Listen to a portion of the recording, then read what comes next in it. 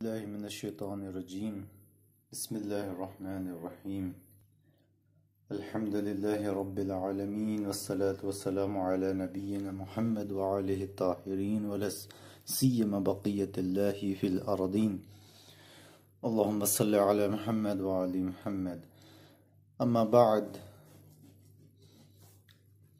सामीन मोहतरम सलामुन अलैकुम।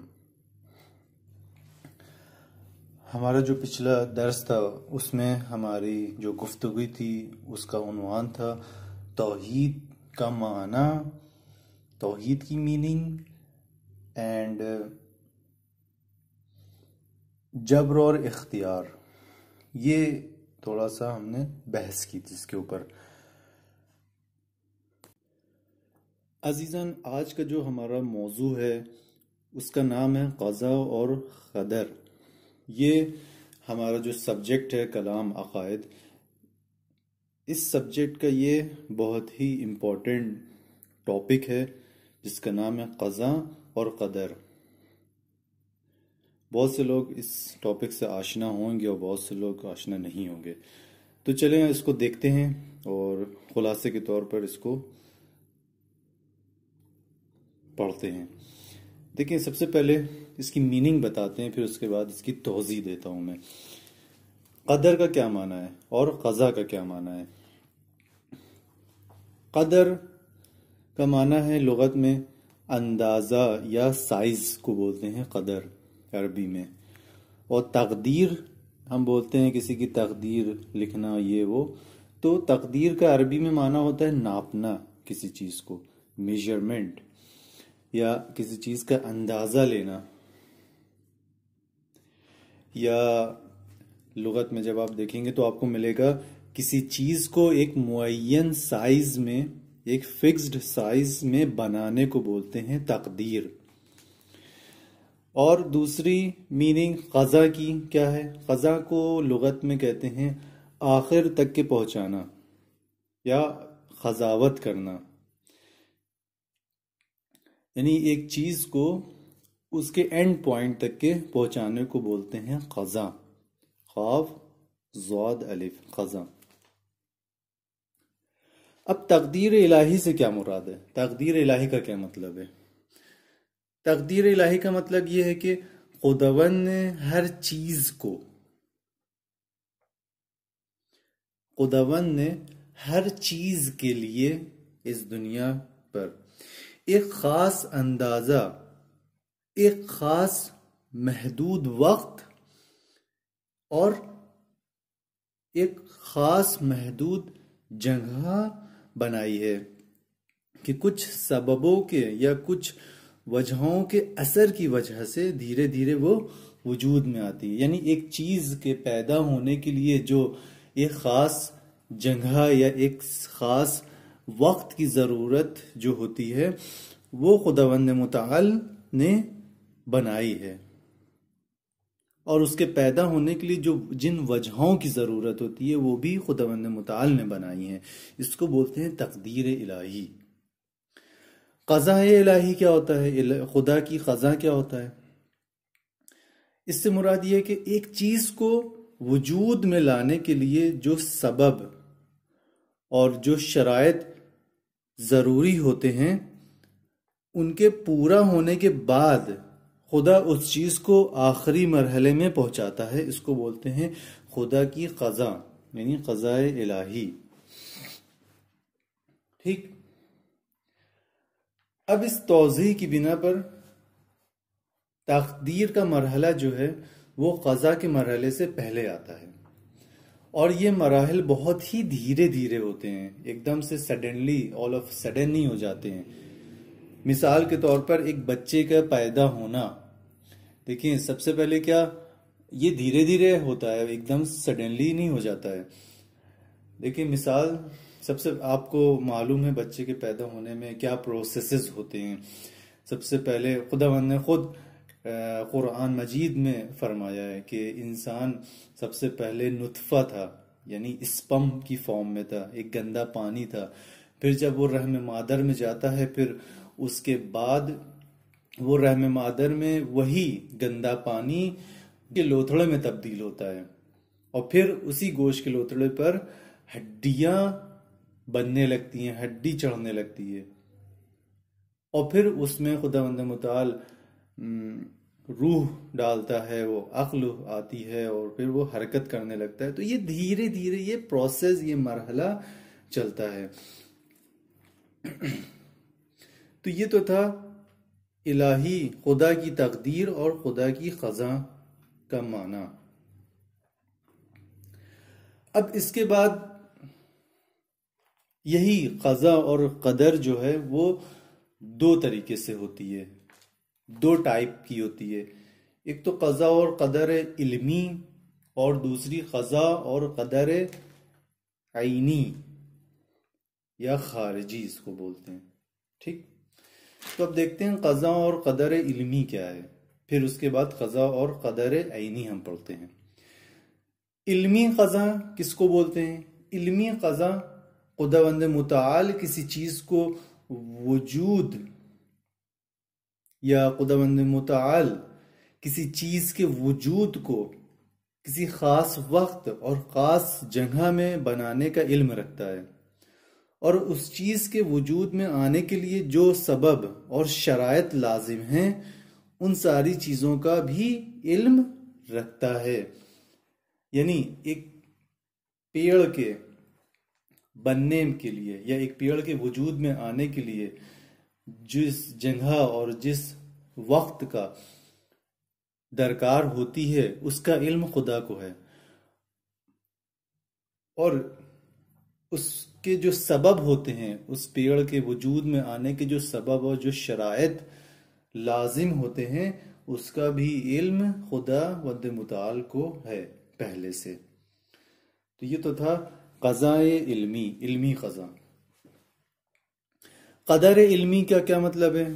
इसका मतलब है कि खुदावंद किसी भी चीज के बनने से पहले उसके तमाम खूबियों और सिफातों और खुसूसियतों से आगाह है। ये होता है क़दर इल्मी। अब इसके बाद आते हैं ऐनी पर। क़दर ऐनी का क्या मतलब है? वो जो खुसूसियतों से जो आगाह है खुदावंद मुताल, उन खुसूसियतों के साथ अशिया को खल्क करना इस दुनिया पर, इसको बोलते हैं क़दर ऐनी। यानी अब तो वो आगाह है, इल्म रखता है खुसूसियतों से किसी चीज के बनने से पहले। अब उन्हीं खुसूसियतों के साथ खुदावंद मुताल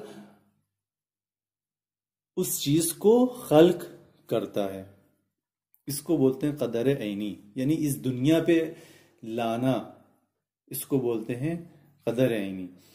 क़ज़ाए ऐनी क्या है? उसी वजूद की जरूरत को मखलूक़ात को अता करना। यानी मखलूक़ात का वजूद में आना, ये खुदावंद मुताल उस मखलूक को अता कर रहा है कि तुम इस दुनिया पर आओ।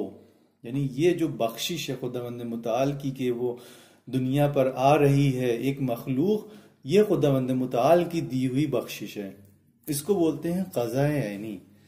तो हमने दो चीजें पढ़ी, क़ज़ा और क़दर इल्मी और क़ज़ा और क़दर ऐनी। क़ज़ा और क़दर इल्मी जो है ना, वो अशिया के खल्क होने से पहले का मरहला है, और क़ज़ा और क़दर ऐनी जो है ना, वो अशिया के खल्क होने के बाद या खल्क होने का मरहला है। ठीक, फर्ज करें एक मिसाल के तौर पर हमने एक नक्शा अपने जहन में सोचा किसी चीज को बनाने का, ये है क़ज़ा और क़दर इल्मी। ठीक, और उसके बाद वही नक्शे की बिना पर हमने उस नक्शे को बनाया अपने हाथों से, तो उसको बोलते हैं ऐनी। यानी खारिजी, बाहरी चीज, उसको बोलते हैं ऐनी। ठीक, अब आते हैं इसके बाद के मरहले को, कि एक पेचीदा गुफ्तगू है, इसको थोड़ा सा समझने की कोशिश करिएगा, थोड़ा सा ध्यान लगाकर, थोड़ा सा पेचीदा है ये। क़ज़ा और क़दर और इंसान का अपने कामों पर इख्तियार, यानी इंसान जो हमने पहले पढ़ा कि इंसान जो भी अपने काम करता है उस पर इख्तियार रखता है, और क़ज़ा और क़दर इसका रिलेशनशिप अब हम पढ़ेंगे। अब हमें ये तो मालूम है कि इंसान अपने इरादों से अपने तमाम कामों को अंजाम देता है, यानी इंसान इरादा करता है और फिर उसके बाद अपने काम को अंजाम देता है। अब यहां पर एक शुबहा उठता है, कॉन्ट्रडिक्शन होता है कि अगर इंसान अपने तमाम कामों को अपने इख्तियार और इरादे से करता है तो हम कैसे ये कह सकते हैं कि तमाम काम खुदा के इरादे से अंजाम पाते हैं। तो अब इस शुबहे के जवाब या हल के लिए एक मुकद्दमे के बयान से हम इस शुबहे के जवाब को बताएंगे। और वो मुकद्दमा क्या है? वो मुकद्दमा ये है, हमने पहले पढ़ा कि एक चीज के वजूद या एक चीज के पैदा होने के लिए कई वजहों की जरूरत पड़ती है। ठीक है, यानी एक चीज के पैदा होने के लिए कई वजहों की जरूरत पड़ती है। जैसे एक पेड़ के पैदा होने के लिए पानी और बीज और मिट्टी और हवा, इन सब सबबों की जरूरत पड़ती है। इसीलिए सारी चीजों के पैदा वजूद में आने के लिए कई वजहों की जरूरत पड़ती है, कई कॉजेस की जरूरत पड़ती है, तब इफेक्ट वजूद में आता है। तो अब एक चीज के वजूद में आने के लिए वो तमाम असबाब 4 तरीके से उस एक चीज में असर कर सकते हैं। यानी एक चीज का वजूद में आने के लिए कई वजहों की जरूरत पड़ती है, और वो जो सबब हैं, सारे वजहें और असबाब जो हैं, उनको हम 4 तरीके से सोच सकते हैं। कैसे? देखिए, वो जो सबब हैं, वो जो असबाब हैं, वो जो वजहें हैं, उनका असर किसी एक चीज के पैदा होने में, इसको हम 4 तरीके से सोच सकते हैं। पहला, किसी चीज को पैदा करने के लिए कुछ सबब साथ साथ में असर रखते हैं। मिसाल के तौर पर एक पेड़ के उगने के लिए, एक पेड़ के पैदा होने के लिए बीज, पानी, गर्मी, हवा वगैरह का जमा होना, ये सारे वजहें हैं पेड़ के उगने की। तो ये सारी वजहें और इन सारी वजहों के जो असर हैं वो एक साथ काम कर रहे हैं, तब जाके पेड़ उग रहा है। ठीक, ये तो एक कंडीशन। दूसरी कंडीशन, कुछ असबाब, कुछ वजहें ऐसी भी हैं कि एक दूसरे को अल्टरनेट फॉर्म में असर रखती हैं, यानी एक के बाद दूसरी आती है एक की जगह पर, और फिर जब दूसरा हो जाता है तो तीसरी दूसरी की जगह पर आती है। तो ये अल्टरनेट फॉर्म इसको बोलते हैं। मिसाल के तौर पर एक गाड़ी के हरकत करने के लिए उसके इंजन की मिसाल, कि इंजन के अंदर कुछ पिस्टन होते हैं। जैसे फर्ज कर लें 4 पिस्टन हैं, 4 बेलन हैं इंजन के अंदर। तो 2 जब पिस्टन ऊपर जाते हैं तो 2 नीचे आते हैं, और जब 2 नीचे आते हैं और फिर वो 2 पहले वाले ऊपर जाते हैं। तो ये अल्टरनेट फॉर्म में उनका ऊपर नीचे होना गाड़ी के या पहिए के हरकत करने का सबब बनता है। तो ये अल्टरनेट फॉर्म जो है ना, ये वजहें हैं। कुछ चीजों के वजूद में आने के लिए उनकी वजहें अल्टरनेट फॉर्म में भी असर करती हैं। तो ये तो थी दूसरी कंडीशन। तीसरी कंडीशन, कुछ सबब ऐसे हैं कि एक दूसरे के ऊपर तरतीब से असर करते हैं। मिसाल के तौर पर एक के बाद दूसरे पर। ठीक, मिसाल के तौर पर हम कुछ लिखना चाहते हैं तो लिखने का सबसे पहले हम इरादा करते हैं। इंसान के इरादे का असर जो है ना, वो उसके हाथ के हिलाने पर होता है। तो इंसान ने इरादा किया तो उसका हाथ हिला। अब उसके हाथ का असर जो है ना, उस एक कलम को हिलाने के लिए होता है। यानी इंसान ने इरादा किया, उस इरादे का असर उसके हाथ के हिलने पर हुआ। अब उसके हाथ के हिलने का असर एक कलम या एक पेन पर हुआ। अब उस पेन के हिलने का असर ये हुआ कि कॉपी पर या किसी भी चीज पर वो लिखने लगा। तो ये देखें, ये एक के बाद दूसरे पर असर कर रहा है। यानी एक तरतीब में हो रहा है। तो यही जैसे कुछ एक चीज को वजूद में लाने के लिए, एक इफेक्ट के लिए, वो जो कॉजेज हैं उसके या जो उसकी वजहें हैं तरतीबवार होती हैं, तरतीब में होती हैं, एक सीक्वेंस फॉर्म में होती हैं, एक के बाद दूसरी, दूसरे के बाद तीसरी, तीसरे के बाद चौथी।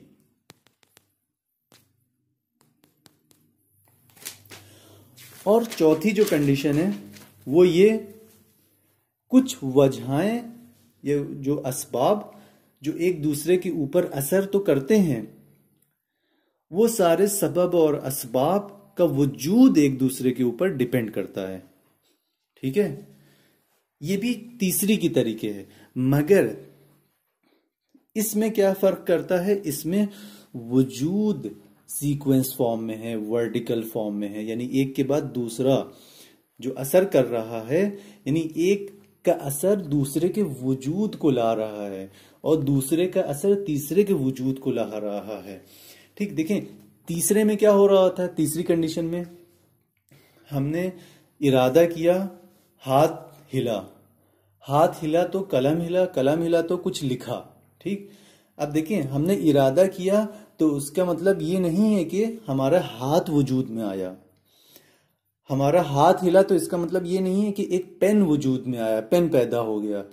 हमारा पेन हिला तो इसका मतलब ये नहीं है कि कुछ लिखना वजूद में आया, नहीं, ऐसा नहीं, वो तीसरी कंडीशन में नहीं था ऐसा, पहले से वजूद मौजूद थे, उसके असर एक दूसरे को तासीर कर रहे थे, हिला रहे थे। मगर चौथी कंडीशन में क्या है, चौथी कंडीशन में एक चीज के असर दूसरी चीज को पैदा कर रही है, यानी बना रही है। ये फर्क है तीसरे और चौथे में। अब उस शुबहे का जो शुबहा जो था उसका जवाब हम इसी चौथी कंडीशन की बिना पर देंगे। अब देखिए, एक चीज को बनने में कई वजहें या कई सबब, कई इफेक्ट्स का जमा होना लाजिम है, वाजिब है कि एक चीज को अगर पैदा करना है, एक चीज का बनना है, वजूद में आना है, तो कई वजहों से होकर गुजरना पड़ेगा, कई वजहों की जरूरत पड़ेगी। ठीक है, मिसाल के तौर पर पेड़ के उगने में, पेड़ के वजूद में आने में पानी की जरूरत पड़ेगी, हवा की जरूरत पड़ेगी, बीज की जरूरत पड़ेगी, मिट्टी की जरूरत पड़ेगी, और तमाम चीजें हैं उनकी मिनरल्स की जरूरत पड़ेगी, कि इन सारी वजहों की जरूरत पड़ेगी एक चीज के वजूद में आने के लिए। ठीक, इसी तरीके से खुदा के इरादे का असर जो है ना, हमने जो चौथी में मिसाल दिया, खुदा के इरादे का असर और इंसान के इरादे का असर, उसके तमाम कामों में इसी चौथी किस्म की मिसाल है, क्योंकि इंसान और उसके इरादे का होना खुदा के इरादे पर डिपेंड करता है। यानी जब खुदावंद मुताल इरादा करता है तब इंसान का इरादा वजूद में आता है। ऐसा नहीं है खुदावंद मुताल ने इरादा किया, अब इंसान का इरादा पहले से मौजूद था और इंसान ने इरादा करना शुरू किया, नहीं, ऐसा नहीं है।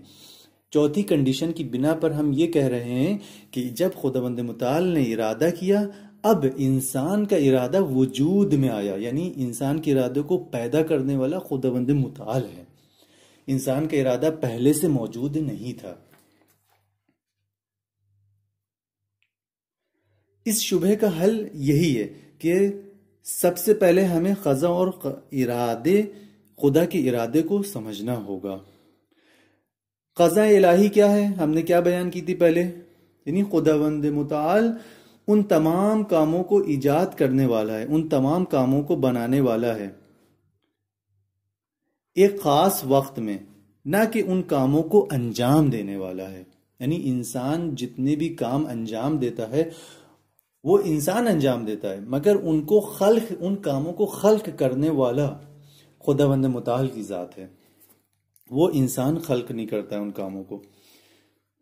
और जो लोग उन कामों को अंजाम देते हैं और जिस चीज पर अंजाम देते हैं वो सब खुदावंद मुताल उन सब चीजों को खल्क करता है।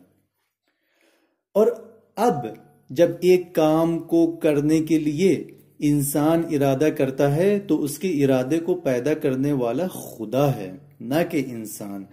तो अब देखिए ये वर्टिकल फॉर्म में ये सारी चीज, वर्टिकल चेन की फॉर्म में ये सारी चीजें हो रही हैं। ठीक, इंसान खुदावंद मुताल ने इरादा किया, अब इंसान का इरादा वजूद में आया। अब जब इंसान ने इरादा किया किसी काम को करने का, अब वो काम एक वर्टिकल चेन की फॉर्म में स्टेप बाय स्टेप होता जा रहा है। यानी एक वर्टिकल चेन बन गई है कि सबसे पहले खुदा, उसके बाद इंसान के इरादे। तो एंड पॉइंट जो है ना वो खुदा पे जाके रुकता है कि खुदावंद मुताल है कि सारी चीजों को खल्क करने वाला है।